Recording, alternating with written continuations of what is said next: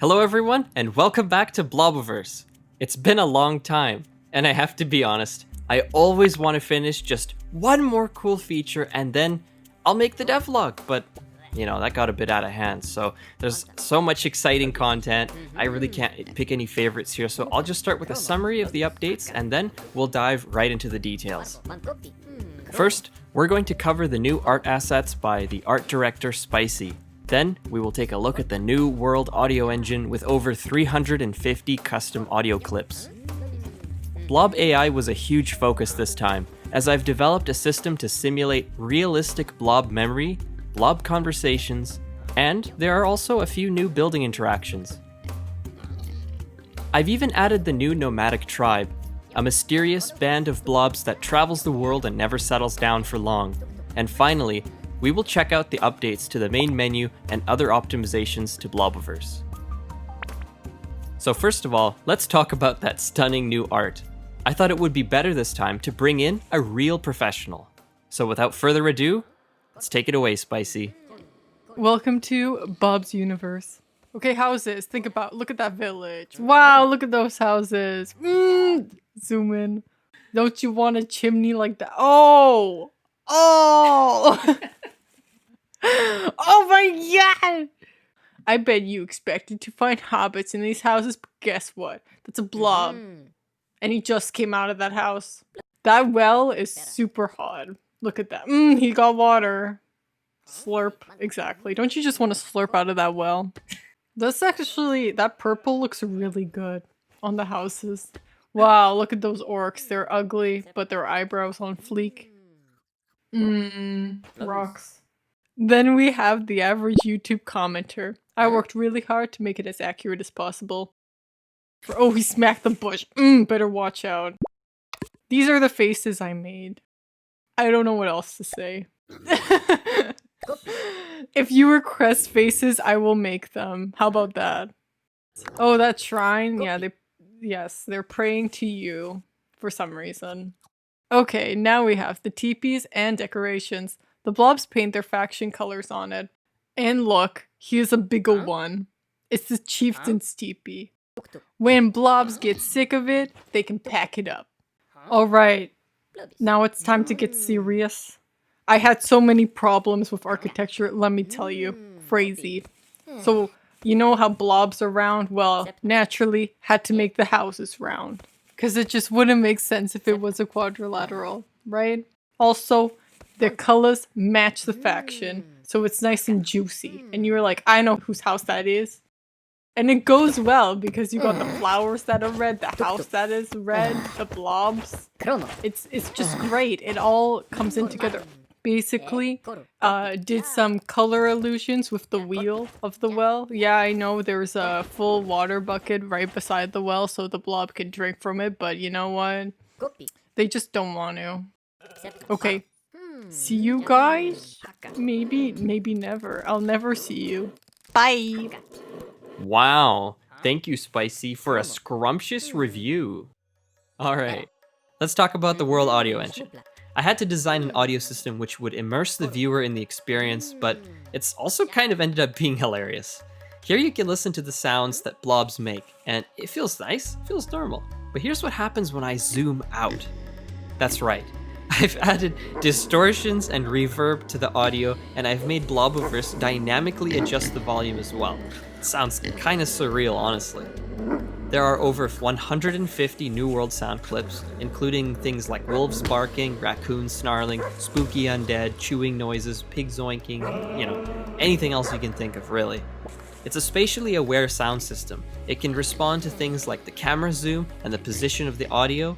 I think I might have over-engineered it a bit, to be honest, but I had a lot of fun making it.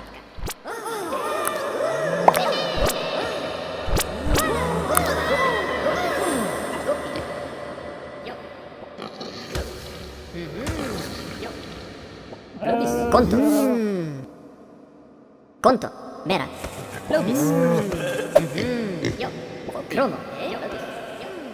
I've also added the soundtrack themes to Blobiverse, and it's easy to enable or disable them in the menu. What's more, I added a neat little animation and a world size option when you make a new world. I think it looks nice, It's a temporary world image that I drew myself, so it sucks, of course, but I resize and crop it and code, and I get this look. And I think it gets the point across. Also, some of you guys suggested that I put trees into a folder, so here they are. If you tap another button with the folder open, Blobiverse will also now automatically close that folder, and I think that's more intuitive. Now it's time to talk. Actually, it's time for conversations. I sat in front of a microphone for a full day to record the standard Blob voice pack with over 250 voice clips. I used the Blue Yeti Studio microphone to record the audio in all of its crispy glory, and this time, blobs actually have their own language with a word for every object you can find in Blobiverse. I did this because last year I made a poll in the Discord and I asked you guys how you would like blobs to speak. And of course, you guys voted for the hardest option. And it sounds great. The first time blobs meet, they will introduce themselves and share their interests. Afterwards, they will chit-chat and share the village gossip or any other interesting information they know. Conversations also use the new audio world engine, so when you zoom out, again, you get that awesome feeling of a vast world. Copy.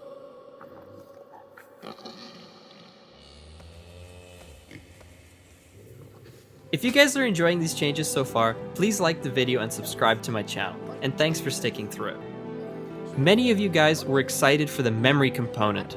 The memory component is a system I developed that allows blobs to store realistic memories about the world around them and their experiences. Blobs form a mental map of all of their experiences, and it splits into 3 distinct data sets. You have the topic, which is the experience the memory is about, the blob feeling, which is whether they like it or not, and the belief, which is how strongly do they feel this way about that topic. Combining these 3 variables, I can make blobs form a web of their interests and knowledge that spans almost anything. Blobs can form memories about you, the god, about other individuals, about other species like wolves or undead, and about items like cheese or mushroom soup. And finally, blobs have interests, and they form memories and opinions about them. Blobs are born with randomized interests, including fishing, traveling, fighting, hunting, farming, leadership, cooking, crafting, gardening, geology, forestry, and gourmet. The interests a blob has will help them determine what kind of profession they would be interested in. A blob who's interested in leadership might want to become the chieftain, or mayor, or even king. A blob who's interested in gourmet might become a chef, and a blob interested in fighting could become a warrior. Everything a blob does, every experience they have forms a new memory. Blobs will have positive, negative, and even bland experiences with any topic, interest, blob, or anything else, and that will shape their memories and their individual personality. Blobs love sharing their memories with other blobs as well. You can listen in as the old veteran Billy Blob regales their child about their deceased cousin, Blobicus the Brave, from the 7th War, who fought courageously against the undead hordes.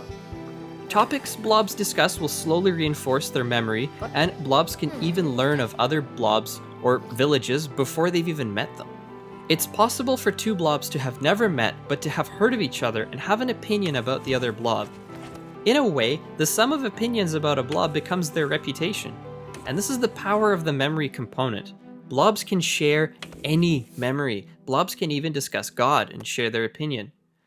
During a conversation, you can hear and see how the other blob reacts to any given topic, because their experience with that topic is unique to them, so they might react differently. Their reaction is based upon how much they agree with that topic, and they might like or dislike the other blob for what they say. There are more changes to Blob AI. In fact, now they respond to godly powers. If you make a new blob, other blobs may react in fear or run away. They may get surprised, or they can become curious and investigate this new creature. If a blob is killed in combat, surrounding blobs will engage, fight or flight, and avenge their fallen friend or run away in fear. If a pig kills a blob in a hunting accident, other blobs who witnessed it might develop a hostility to pigs. This is called the event and reaction system. Blobiverse is full of all kinds of events, like fights, deaths, discussions, and godly powers. and blobs respond to these events with unique reactions. Depending on the circumstances surrounding a blob and what they're doing, they might actually respond in different ways. And one more thing, if blobs don't believe in God, they're never going to build a shrine. If blobs have no reason to believe you exist, they won't even know they should be praying to you.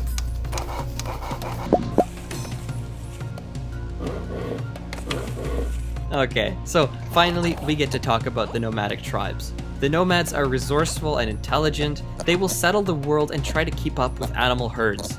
2 blobs can live in a single teepee, and once the blobs are ready, the chieftain gives the signal to pack up and start traveling. Blobs will pack their tribe into huge backpacks, and then they'll carry them. Blobs also now respond to weight, so a blob carrying many items or a big backpack will actually walk slower. Blobs will travel in the direction the chieftain has chosen, and once they find a good spot to rest, they will settle down and unpack the buildings. And now, children, don't do any hard labor in tribes. They let the big folks handle that. Child blobs don't live in their own teepee as well, but they will hang out and sleep in the chieftain's teepee. And so what's more is, we've got upgrades. So blobs who chose to become a village will actually place the most important buildings in the center, and once they start upgrading huts to houses, the town kind of develops into a town square plus its outskirts.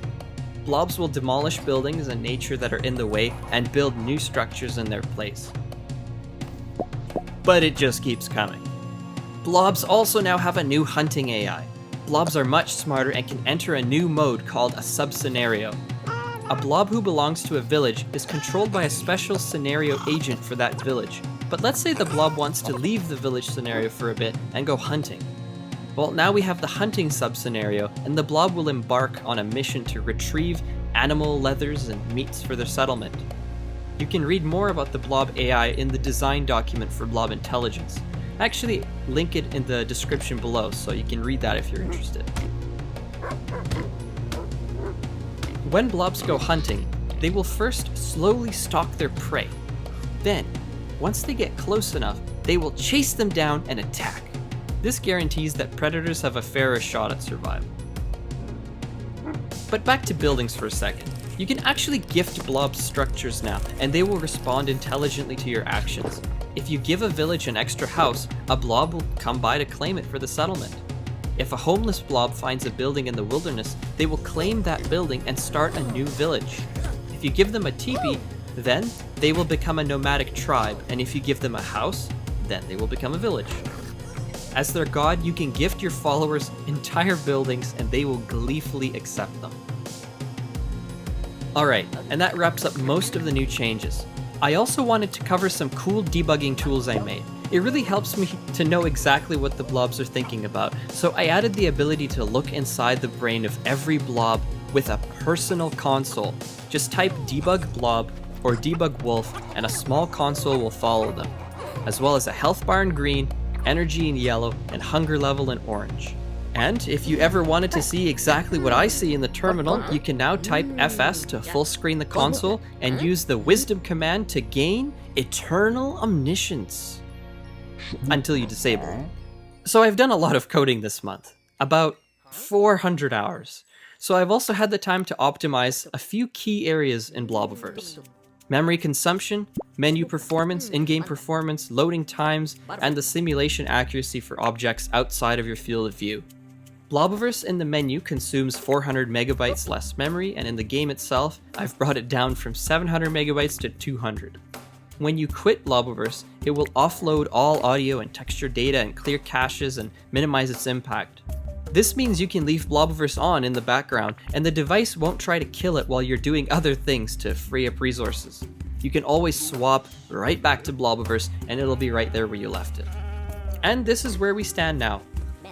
I will also release a video soon that explains the changes I have to make before Blobiverse Remastered is ready to ship. I'll also cover how soon this can happen. On a final note, please keep those suggestions for new faces rolling in, and if you have any requests for what you'd like to see in Blobiverse, please make sure to leave a comment. Thank you so much for watching, and I hope you enjoyed this video. Bye-bye.